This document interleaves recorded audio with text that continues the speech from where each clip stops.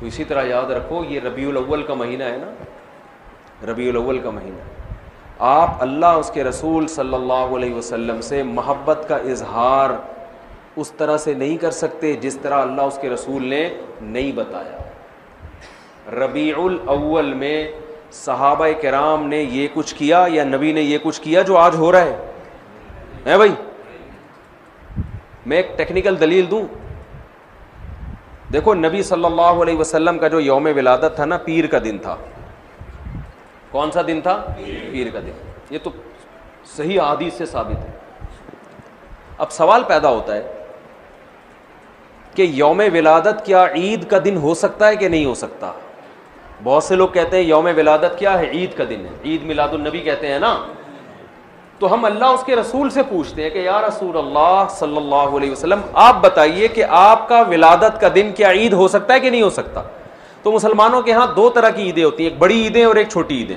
एक ईद उल फितर, ईद उल अजहा। ये साल में ईद उल फितर भी एक दफ़ा और ईद उल अजहा भी एक दफ़ा। ये इसमें हम नमाज पढ़ते हैं, नहाते हैं, धोते हैं और मुसल्ले की तरफ जाते हैं, एक दूसरे को मुबारकबादें देते हैं, जानवर ज़बह करते हैं। सारी दुनिया में ये मनाई जाती है। क्या ख्याल है?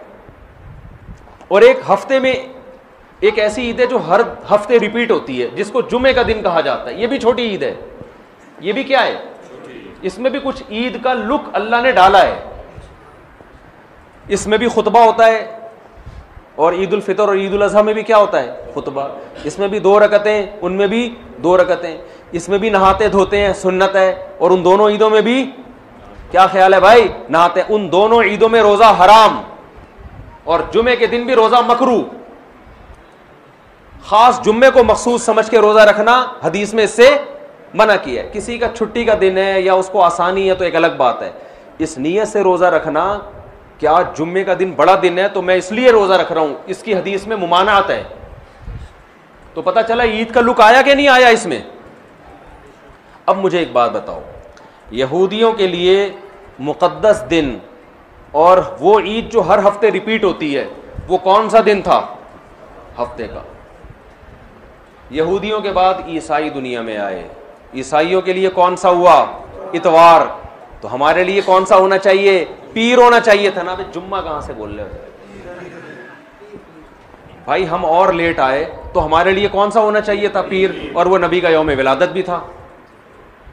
लेकिन नबी का यौम विलादत था, इसलिए अल्लाह ने पीर को नहीं रखा, रिवर्स कर दिया जुम्मे को, ताकि लोग यौम विलादत को ईद समझना ना शुरू कर दें। बहुत मुश्किल है भाई, पेशावर में बात समझाना बहुत मुश्किल है, बहुत मुश्किल है। और ये अल्हम्दुलिल्लाह मैं वैसे छेड़ने के लिए करता हूँ। वो तो कराची में भी समझ में नहीं आती किसी को। ये जुमला मैं कराची में भी बोलता हूँ, लाहौर में भी बोलता हूँ। वो गैरत दिलाना मकसद होता है कि बोले यार इतनी आसान बात हमें समझ में नहीं, कैसी बात करो, एकदम बोझ में समझ में आ रही है, जोश में आके बोलते हैं, फिर आती है समझ में। कुछ मसाइल गैरत के होते हैं। अब आप बताओ, कितनी ज़बरदस्त लॉजिक की बात है कि होना पीर का दिन चाहिए था, लेकिन और वो यौम विलादत भी था, लेकिन उसको क्या कर दिया? रिवर्स।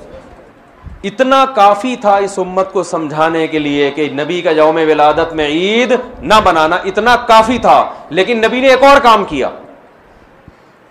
शायद नबी को मालूम था, अल्लाह ने बता दिया था कि ये उम्मत बाज नहीं आएगी, तो नबी ने एक और काम किया कि पीर को आपने रोजा रखा। सही बुखारी मुस्लिम की हदीस है। सहाबा ने पूछा आप रोजा क्यों रखते? फरमाया मेरा यौम विलादत है। ईद के दिन रोजा रखना जायज है?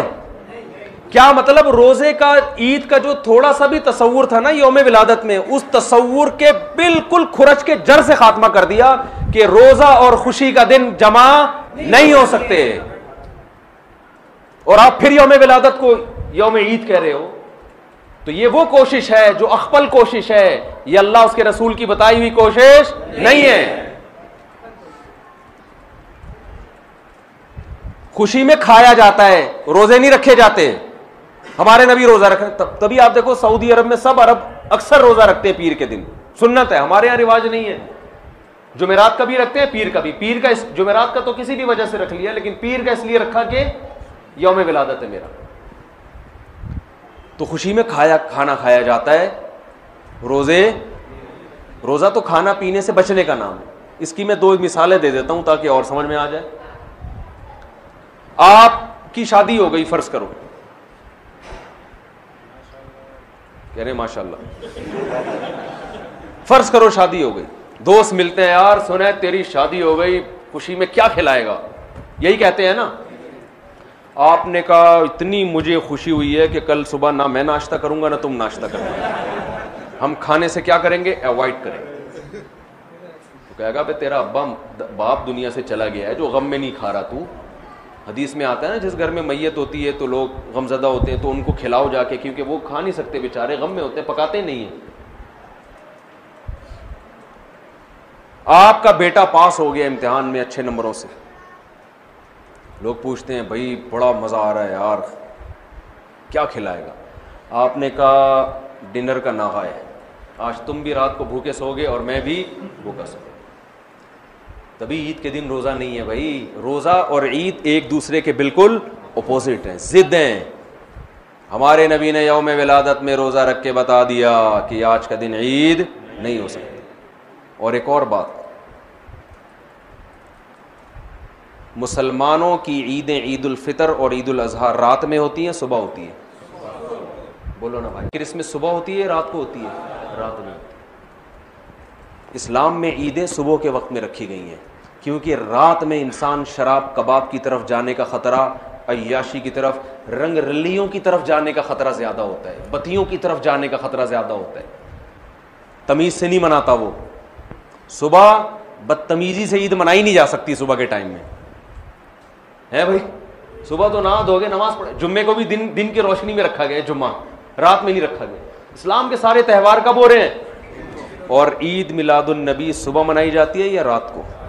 जोश व खरोश आता है रात के वक्त, बत्तियां, फिर नाच गाने भी होने लगे आजकल, तो केक काटना शुरू हो गए, ब्रेक डांस शुरू हो गया माजरत के साथ, कोई नाच रहा है, कोई नबी की मोहब्बत में नाच नाच के गिर गया नीचे, है जी, पता नहीं क्या क्या कर रहे होते हैं। ये वो कोशिश है जो आपकी अख्फल कोशिश है, ये अल्लाह रसूल की बताई हुई कोशिश नहीं, बल्कि अल्लाह रसूल इसके खिलाफ बता रहे हैं। समझते हो बात को कि नहीं समझते हो? तो छोड़ दो ये सब कुछ। तो अल्लाह ने कुरान में क्या फरमाया? पहली शर्त नीयत आखिरत, दूसरी शर्त कोशिश भी करे, तीसरी शर्त कोशिश भी अपनी नहीं बल्कि आखिरत वाली कोशिश, चौथी शर्त वहुवा मुमिनुन, तौहीद परस भी हो, ईमान भी हो। कुफर के साथ ये नेकियां कबूल नहीं है। काफिर अगर अल्लाह को राजी करने के लिए करोड़ों लोगों को खाना खिलाए, दुनिया में अजर मिल जाएगा, आखिरत में कोई अजर नहीं मिलेगा। तभी गैर मुस्लिम मैयत के लिए दुआ नहीं कर सकते, जिंदा के लिए कर सकते हैं। गैर मुस्लिम तो मर गया तो उसके लिए दुआ की भी, रेस्ट इन पीस भी नहीं कह सकते उसको आप, जो मर गया। आजकल लोग कह रहे होते हैं उसकी रूह को अल्लाह जो है ना अमन में रखे, बस अल्लाह ने पाबंदी लगा दी। तो वहुवा मुमिनुन, ईमान क्या मतलब? मजार परस्ती ये ईमान है या शिरक है? शिरक है। ये निदा लिगैरिल्लाह, सिर्फ या अल्लाह मदद चलेगा अल्लाह के यहाँ, और कोई नारा अल्लाह के यहाँ काबिल कबूल नहीं। हम कहते हैं इय्याका नाबुद व इय्याका नस्तईन, सिर्फ तुझसे तेरी इबादत करते हैं और मदद सिर्फ, ये सिर्फ का लफ्ज भी लगा हुआ है इस तर्जुमे में, क्योंकि मफूल बिही जो ऑब्जेक्ट है ना उसको पहले कर दिया।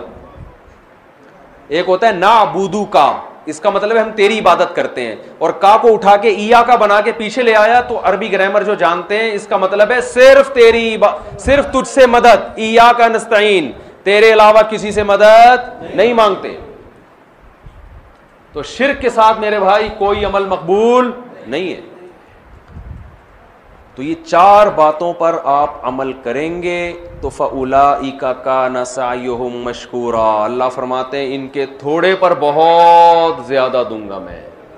ये थोड़ा करेंगे अजर वहां बहुत ज्यादा, और इन पर अमल नहीं हुआ तो दुनिया तो आप वाह वाह कर लेगी, बड़ा प्रोटोकॉल मिल जाएगा, कोई क्या बन जाएगा, कोई क्या बन जाएगा, आखिरत में जीरो। जैसे पहाड़ होता है ना राख का, देखने में बड़ा लगता है, फूंक मारो पूरा पहाड़ उड़ जाएगा वो।